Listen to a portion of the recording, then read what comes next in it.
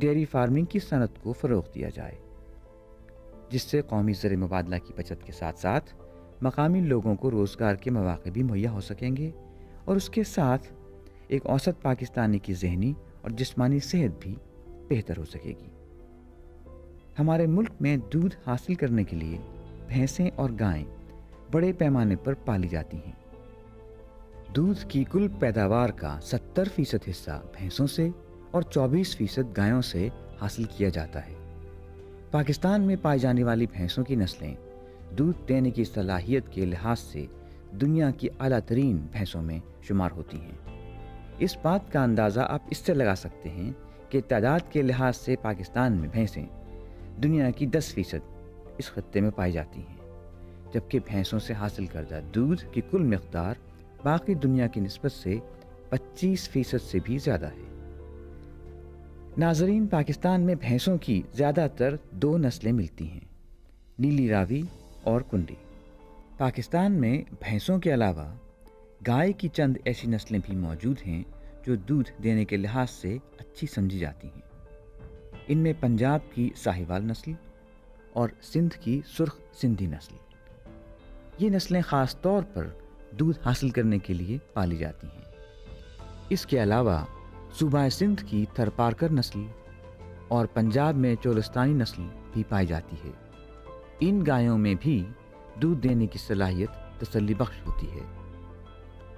آئیے اب ساہیوال نسل کی گائے کی بات کرتے ہیں۔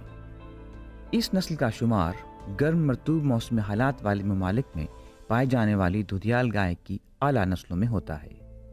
پاکستان میں سرخ سندھی گائے بھی پالی جاتی ہے، جس کا تعلق صوبہ سندھ سے ہے۔ تھری گائے کی نسل بھی پاکستان میں ملتی ہے۔ ہمارے ملک میں بہتات ان گایوں کی ہے جو کہ غیر معروف ہیں، یعنی ان کا کسی خاص دودھیل یا بارکشی کرنے والی نسل سے کوئی تعلق نہیں۔ نہ تو یہ مشہور ڈیری کی نسل گایوں یعنی ساہیوال اور سرخ سندھی کی طرح زیادہ دودھ دیتی ہیں، اور نہ ہی عمدہ قسم کے بچڑے برائے بارکشی پیدا کرتی ہیں۔ یہی وجہ ہے کہ ان گایوں سے اوسطاً سالانہ دودھ کی پیداوار 500 لیٹر سے زیادہ نہیں ہوتی۔ اس کے علاوہ یہ دیر سے جوان ہوتی ہیں اور اپنی پوری عمر میں مقابلتاً کم بچے پیدا کرتی ہیں، مگر کھانے پینے کے ملکی وسائل سے پورا حصہ بٹاتی ہیں۔ ایسی گائیں اقتصادی لحاظ سے کمرشل ڈیری فارمنگ کے لیے قطعی موزوں نہیں۔ ان میں دودھ پیدا کرنے کی صلاحیت میں فوری طور پر اضافہ کرنے کے لیے پچھلے 20 سالوں سے حکومت مخلوط نسل کشی کے پروگرام چلا رہی ہے۔ ان پروگراموں کے تحت دیسی نسل کی گائے کا ملاپ غیر ملکی اچھا دودھ دینے والی نسل کے نر سے کیا جاتا ہے، جس کے نتیجے میں ان کی بچڑیاں جوان ہونے کے بعد زیادہ دودھ دینے کے قابل ہو جاتی ہیں۔ پاکستان میں اب تک کئی غیر ملکی نسلوں کی گائے کے ساتھ دیسی گائے کی مخلوط نسل کشی کے تجربات ہو چکے ہیں، لیکن سب سے بہتر نتائج ہالسٹن فریزین اور جرسی نسل کے ساتھ مخلوط نسل کشی سے حاصل ہوئے ہیں۔ ہمارے ملک میں اس وقت مخلوط نسل کی گایوں کی تعداد تقریباً 20 لاکھ سے زیادہ ہے۔ یہ گایاں دیسی گائے کے مقابلے میں 2 سے 3 گنا زیادہ دودھ دیتی ہیں، جبکہ بلوغت کی عمر کو بھی جلدی پہنچ جاتی ہیں۔ ناظرین، ہمارے ملک میں ڈیری فارمنگ کے فروغ کے وسیع امکانات موجود ہیں۔ قدرت نے ہمیں اعلیٰ نسل کی دودھیال بھینسوں اور گایوں سے نوازا ہے، جن کی پیداواری صلاحیت میں مزید اضافے کی کافی گنجائش موجود ہے۔ جانوروں کی روزانہ دیکھ بھال اچھی طرح کرنی چاہیے۔ یہ روزمرہ معمول کے جلد ہی عادی ہو جاتے ہیں، اس لیے جانوروں کو خوراک دینے، دودھ دوہنے، پانی پلانے وغیرہ کا انتظام روزانہ باقاعدگی سے اور بر وقت کرنا چاہیے۔ بہتر یہ ہے کہ اچھی خوراک روزانہ مقررہ وقت پر دی جائے اور دودھ بر وقت نکالا جائے۔ مویشیوں کے ساتھ برتاؤ میں نرمی کی جائے۔ اچھی پیداوار حاصل کرنے کے لیے ضروری ہے کہ ان کے آرام کا خاص خیال رکھا جائے۔ مویشیوں کو مارنا دودھ کی پیداوار کے لیے کافی نقصان دہ ہے۔ جانوروں کو معمولی ورزش کی ضرورت ہوتی ہے۔ تحقیق سے یہ بات سامنے آئی ہے کہ جانور 9 سے 15 گھنٹے بیٹھ کر آرام سے گزارتے ہیں۔ باڑوں میں کھلے رکھے گئے جانور چل پھر کر ورزش کر لیتے ہیں، لیکن بندھے ہوئے جانوروں کو روزانہ 1 یا 2 گھنٹے کھول کر چلانا پھرانا ضروری ہے۔ پاک صاف دودھ حاصل کرنے کے لیے جانوروں کو صاف ستھرا رکھنا انتہائی ضروری ہے۔ صفائی اور مالش سے ان کی جلد صاف رہتی ہے، دوران خون تیز ہو جاتا ہے، خوشگوار چمک پیدا ہو جاتی ہے۔ اس سے جانور اچھا بھی لگتا ہے اور دودھ کی پیداوار بھی بہتر ہو جاتی ہے۔ ڈیری فارم کی کامیابی کے لیے بہتر رہائشی جگہ کا ہونا انتہائی ضروری ہے، کیونکہ جانوروں کو زیادہ وقت یہیں گزارنا ہوتا ہے۔ اچھی جگہ کا مطلب بہتر پیداوار، خوراک کے ضیاع میں کمی اور فارم پر بیماریوں میں کمی۔ یہ وہ بنیادی چیزیں ہیں جو فارم کی کامیابی کی ذمہ دار ہوتی ہیں۔ پاکستان کے ہر علاقے کی آب و ہوا چونکہ مختلف ہے، اس کے پیش نظر کوئی خاص نقشہ بنانے کا طریقہ دینا تو ممکن نہیں، لیکن ان چیدہ باتوں کا ذکر کر دیا جائے جو جانوروں کی رہائشی ضروریات کے لیے مد نظر رکھنا ضروری ہے۔ شیڈز یا باڑوں میں پانی وافر مقدار میں موجود ہونا چاہیے۔ پانی نہ صرف جانوروں کے پینے کے لیے ضروری ہے، بلکہ انہیں نہلانے اور صفائی کے لیے بھی بہت ضروری ہے۔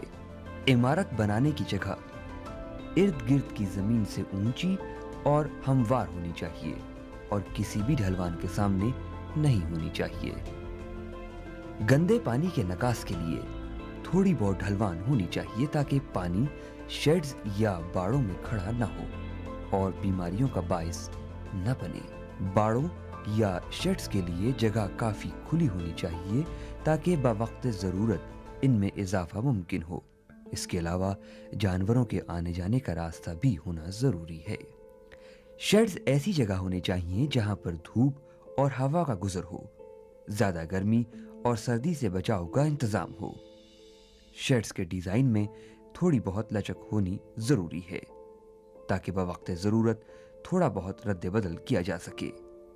ان عمارات کی بناوٹ ایسی ہونی چاہیے کہ آسانی سے گوبر وغیرہ کی صفائی ہو سکے اور روزمرہ کے کام کاج میں آسانی ہو۔ عام طور پر ایک دودھ دینے والے جانور کے لیے 50 تا 60 مربع فٹ چھتی ہوئی جگہ یا 70 تا 80 مربع فٹ احاطے میں کھلی جگہ ہونی چاہیے۔ اس کے علاوہ کھلے شیڈ بھی بنائے جاتے ہیں۔ بعض لوگ اپنے جانوروں کو نامناسب کمرے میں بند کر دیتے ہیں، جو کہ ان کی صحت کے لیے ٹھیک نہیں ہوتا۔ ان کے جانور کمزور ہو جاتے ہیں اور دودھ بھی کم دیتے ہیں۔ جانور سے دودھ کی بھرپور پیداوار حاصل کرنے کے لیے اچھی خوراک نہایت اہم ہے۔ یہ خوراک ہر لحاظ سے متوازن ہونی چاہیے، یعنی جس میں جسمانی ضرورت کو پورا کرنے والے تمام غذائی اجزاء یعنی پانی، کاربوہائیڈریٹس، پروٹینز، چکنائی، معدنی اجزاء، نمکیات، حیاتین موجود ہوں۔ ناظرین، جانوروں کی خوراک کو 2 حصوں میں تقسیم کیا جا سکتا ہے: خشک چارہ اور سبز چارہ۔ خشک چارے یا تو سبز چارے کو ہی خشک کر لیا جاتا ہے یا پھر اجناس کے بیج، غلہ یا دانے الگ کر کے ان کے خشک ریشہ دار اجزاء کو چارے کے طور پر استعمال کر لیا جاتا ہے۔ پاکستان میں سبز چارے کے طور پر برسیم، شفتل، لوسن، گندم، جو، مکئی، باجرہ، گوارا، چری، رواں، جنتر، مختلف قسم کے گھاس۔ ناظرین، سبز چارے پر بہت تحقیق ہو رہی ہے تاکہ جانوروں کو سارا سال چارہ مہیا ہو سکے۔ ناظرین، آئیے اب خشک چارے کے بارے میں گفتگو کرتے ہیں۔ خشک چارے میں گندم، جو، جئی، چنے کا بھوسا، باجرہ، جوار، مکئی کے ٹانڈے، پرالی اور گھاس پھوس وغیرہ شامل ہوتے ہیں۔ اس قسم کے چارے میں غذائیت کم ہوتی ہے اور ریشہ دار اجزاء زیادہ ہوتے ہیں۔ یہ چارے اکثر پیٹ بھرنے کے لیے یا پھر چارے میں پانی کی مقدار کو قابو میں رکھنے کے لیے استعمال ہوتے ہیں، لیکن اگر سبز چارے والی فصلوں کو مناسب موقع پر کاٹ کر خشک کر لیا جائے تو ان میں غذائیت کی مقدار برقرار رہتی ہے۔ سبز چارے کی کمی کے دوران اس طرح کے خشک چارے جانور کو پوری غذائیت فراہم کرتے ہیں۔ دانہ یا ونڈا جانوروں کی خوراک میں بہت زیادہ اہمیت کا حامل ہے۔ ونڈا جو ہے اس میں مختلف قسم کے چیزیں فیڈ انگریڈینٹ کے امیزے شامل ہوتے ہیں، جس میں کھل بنولا، کھل توری، سورج مکھی کی کھل، پاؤڈر، چاولوں کا پاؤڈر جسے ہم رائس پالش کہتے ہیں، چوکر اور شیرہ شامل ہوتا ہے۔ ان فیڈ انگریڈینٹ کے علاوہ راشن میں ہم 1 سے 2% تک منرل مکسچر بھی استعمال کرتے ہیں، جو کہ جانوروں کی مختلف منرل کی ضروریات جو ہے پورا کرتا ہے۔ فار ایگزامپل کیلشیم ہے، اس میں فاسفورس ہے، آیوڈین ہے، کاپر ہے۔ اس کی ایک خاص ریشو ہوتی ہے جی، فارمولا ہے، اس کے تحت ہم استعمال کرتے ہیں جی، تاکہ جو دودھ والے جانور ہیں یہ خاص طور ان میں بڑا خیال رکھا جاتا ہے تاکہ ان کے دودھ ہے اس میں کیلشیم بہت ساری جانور کی ضائع ہو جاتی ہے، فاسفورس ضائع ہوتا ہے، اس لیے ہم اس جانوروں کے لیے 1 سے 2% تک ہم یہ منرل مکسچر استعمال کرتے ہیں۔ یہ ساری چیزیں ملا کے ہم راشن تیار کرتے ہیں جسے ہم ونڈا کہتے ہیں جی۔ اس کے طریقہ مختلف ہے جی، جو دودھ والے جانوروں کے لیے ہم مختلف قسم کے راشن استعمال کرتے ہیں، خشک جانوروں کے لیے مختلف قسم کے راشن تیار ہوتے ہیں اور چھوٹے بچوں کے لیے مختلف قسم کے ہوتے ہیں۔ فار ایگزامپل میں آپ کو بتاتا ہوں کہ چھوٹے بچوں کے لیے جو ہم راشن تیار کرتے ہیں اس میں پروٹین لیول ہم تقریباً 18 سے 20% تک رکھتے ہیں جی، اور ٹی ڈی این جو ہے 70 سے 72% تک۔ جو خشک جانور ہیں اس میں ہم جانور تقریباً 12 سے 13% تک پروٹین لیول رکھتے ہیں جی، اور اس میں ٹی ڈی این جو ہے 65 سے 70% تک۔ دودھ والے جانوروں کے لیے ہم پروٹین لیول جو ہے 16 سے 18% تک رکھتے ہیں اور ٹی ڈی این جو ہے 72% تک رکھتے ہیں۔ اس مختلف قسم کے ہم راشن تیار کر کے جانوروں کی ضروریات پوری کرنے کے لیے استعمال کرتے ہیں۔ متوازن خوراک ان اجزاء پر مشتمل ہوتی ہے: پانی، کاربوہائیڈریٹ یعنی نشاستہ دار اجزاء، پروٹینز یعنی لحمیات، چکنائی یا روغنی اجزاء، معدنی اجزاء اور نمکیات، وٹامنز یعنی حیاتین شامل ہیں۔ پانی کے بغیر زندگی ناممکن ہے۔ خوراک کے بغیر تو جانور 15 ہفتے سے زیادہ عرصے تک زندہ رہ سکتے ہیں، لیکن پانی کے بغیر چند دنوں میں مر جائیں گے، کیونکہ جسم کا 2/3 حصہ پانی سے بنا ہوتا ہے۔ پانی پیشاب، گوبر، سانس اور جلد کے راستے خارج ہوتا رہتا ہے۔ اس کمی کو پورا کرنے کے لیے پانی کی ضرورت رہتی ہے۔ ویسے تو جانور کو اتنا پانی دینا چاہیے جتنا وہ پی سکے، مگر تجربات سے پتہ چلا ہے کہ دودھ دینے والی اوسط وزن کی گائے کو گرمیوں میں تقریباً 3 بالٹیاں اور سردیوں میں 1 بالٹی پانی کی ضرورت ہوتی ہے۔ جانور اپنی ضرورت کا پانی 2/3 دن میں اور 1/3 رات میں پیتا ہے۔ بعض لوگ اپنے مویشیوں کو پانی پلانے اور نہلانے کے لیے گندے جوہڑوں پر لے جاتے ہیں، جس میں گاؤں کا گندا پانی شامل ہوتا ہے، جو کہ غلط ہے، کیونکہ جب جانور یہ پانی پیتے ہیں تو بہت سے جراثیم ان کے اندر چلے جاتے ہیں جو کہ بیماریوں کا باعث بنتے ہیں۔ اس لیے جانوروں کو نہلانے اور پانی پلانے کے لیے صاف ستھرا پانی دیں۔ نشاستہ دار اجزاء کاربن، ہائیڈروجن اور آکسیجن پر مشتمل ہوتے ہیں۔ تمام کاربوہائیڈریٹس پودوں سے حاصل ہوتے ہیں۔ جانوروں کی خوراک کا زیادہ تر حصہ کاربوہائیڈریٹس پر مشتمل ہونا چاہیے۔ مکئی، جو، جوار، چاول وغیرہ نشاستہ دار اجزاء والی فصلیں ہیں۔ کاربوہائیڈریٹس میں شکر کے علاوہ ریشہ دار اجزاء بھی موجود ہوتے ہیں۔ یہ ریشہ دار اجزاء ریومن میں موجود بیکٹیریا کی مدد سے سادہ اجزاء میں تبدیل ہو جاتے ہیں۔ जानवरों की खुराक में एक खुसूसी दर्जा लहमियात का है। काम करने वाले और दूध देने वाले जानवरों की खुराक में इनकी मौजूदगी एक मुकर्ररा मिक़दार में शामिल होनी चाहिए, क्योंकि ये गोश्त और दूध बनने में मदद देती है और काफी हद तक तवानाई भी फराहम करती है। हैवानी जिस्म में इनका तनासुब 15 से 20% तक होता है। दोदेल जानवरों की खुराक में इन अज्जा की कमी को ज्यादातर चना, बरसीम, फलीदार फसलें, खल, खुश्क खून और गोश्त मिलाकर पूरा किया जाता है। चिकनाई या रोगनी अज्जा अनाज और तेलदार बीजों में मौजूद होते हैं। चिकनाई कार्बन, हाइड्रोजन और ऑक्सीजन पर मुश्तमिल होती है। चिकनाई जानवर को तवानाई और हरारत मुहैया करती है। इनकी जायद मिक़दार जिस्म में चर्बी की शक्ल में जमा हो जाती है। चिकनाई के उमूमी ज़राए खल बिनौला, खल तौरिया और खल मूंगफली वगैरह हैं। जानवरों के स्केलेटन यानी हड्डियों की तकमील के लिए मादनियात की जरूरत होती है। इनकी कमी से ढांचा या तो कमजोर हो जाएगा या इसकी मुनासिब नशोनुमा नहीं हो सकेगी। अहम तरीन नमकियात कैल्शियम, चूना, फास्फोरस, खुर्दनी नमक, पोटाशियम, गंधक और मैग्नीशियम हैं। दूध देने वाली गाय या भैंस को कम से कम 60 ग्राम रोजाना नमक खुराक में देना चाहिए। हयातीन की मौजूदगी जानवरों में कुव्वत मुदाफ़ियत पैदा करती है। हयातीन की मुकर्ररा मिक़दार मयस्सर न आने की सूरत में जानवर बीमार हो सकता है।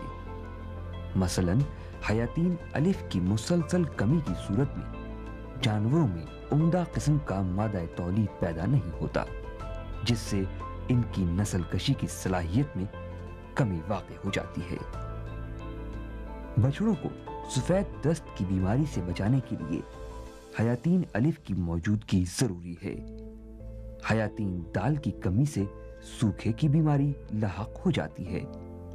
लिहाजा हयातीन की फराहमी जानवरों की खुराक में इंतहाई जरूरी है। नाजरीन, ये एक दोदेल जानवर का निजाम हजम है। मुंह के बाद ईसोफेगस है, जिसे खुराक की नाली भी कहते हैं। इसके बाद मैदा है, जिसके 4 हिस्से होते हैं: र्यूमेन, रेटिकुलम, ओमेजम और एबोमेसम। जानवर के मुंह के पिछले हिस्से में दांत होते हैं, जबकि ऊपर वाला जबड़ा दांतों से खाली होता है। जानवर अपनी दाढ़ों की मदद से चारे को चबाता है। जुगाली करने वाले जानवर खुराक को चबाते नहीं बल्कि निगलते हैं, और ये निगली हुई खुराक या चारा पहले हिस्से यानी र्यूमेन में जमा होता रहता है। जानवर उस वक्त तक चारा खाते रहते हैं जब तक कि र्यूमेन खुराक से भर नहीं जाता। र्यूमेन भर जाने के बाद जानवर बैठ जाता है और सुकून से जुगाली करने लगता है। इस दौरान जानवर थोड़ा सा चारा र्यूमेन से मुंह में लाता है और इसको चबाता रहता है, जिसमें मुंह का लुआब भी शामिल होता रहता है। ये चारा अच्छी तरह से चबाने के बाद वापस र्यूमेन में चला जाता है और निगला हुआ मजीद चारा मुंह में लाकर चबाता है। ये अमल उस वक्त तक जारी रहता है जब तक कि सारा निगला हुआ चारा अच्छी तरह से चबा नहीं लिया जाता।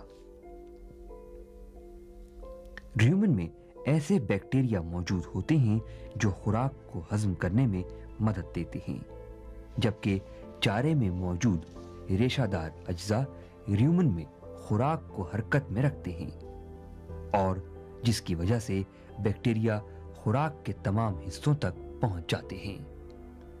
याद रखिए, अगर जानवर की खुराक में रेशादार अज्जा मौजूद नहीं होंगे तो र्यूमेन हरकत में नहीं रहेगा। نہ ہی بیکٹیریا خوراک ہضم کر سکیں گے اور اس طرح نظام ہضم خراب ہو سکتا ہے۔ ناظرین، اس طرح چبائی ہوئی جگالی شدہ خوراک ریومن سے ریٹیکولم میں داخل ہو جاتی ہے، جس کے بعد اومیزم اور ایبومیسم سے ہوتی ہوئی بڑی آنت یعنی لارج انٹسٹائن میں چلی جاتی ہے، جہاں پر یہ خوراک ہضم ہو جاتی ہے، جبکہ خوراک کا کچھ حصہ جسم سے خارج بھی ہو جاتا ہے۔ جو حصہ خارج نہیں ہوتا وہ ہضم شدہ خوراک کہلاتا ہے۔ خوراک کی ہضم ہونے کی صلاحیت ہمیشہ ایک جیسی نہیں رہتی، بلکہ چارے کی اقسام کی تیاری اور راشن کے بنانے کی ترکیب کے ساتھ بدلتی رہتی ہے۔ اس طرح خوراک میں کسی ایک جز کا اضافہ کر کے جانوروں میں کسی خوراک کے ہضم ہونے کی صلاحیت کو تبدیل کیا جا سکتا ہے۔ مثال کے طور پر اگر گائے یا بھینس کو زود ہضم چارہ کھلایا جائے اور پھر راشن میں گڑ یا چینی کا اضافہ کر دیا جائے تو سبز چارے کو ہضم کرنے کی صلاحیت کم ہو جائے گی۔ اسی طرح کسی اناج کو ابالنے یا پیسنے سے اس کے ہضم ہونے کی صلاحیت بڑھ جاتی ہے، جبکہ خوراک کو کوٹ کر چھوٹے چھوٹے ٹکڑے بنانے سے ہضم ہونے کی صلاحیت میں کوئی تبدیلی نہیں آتی۔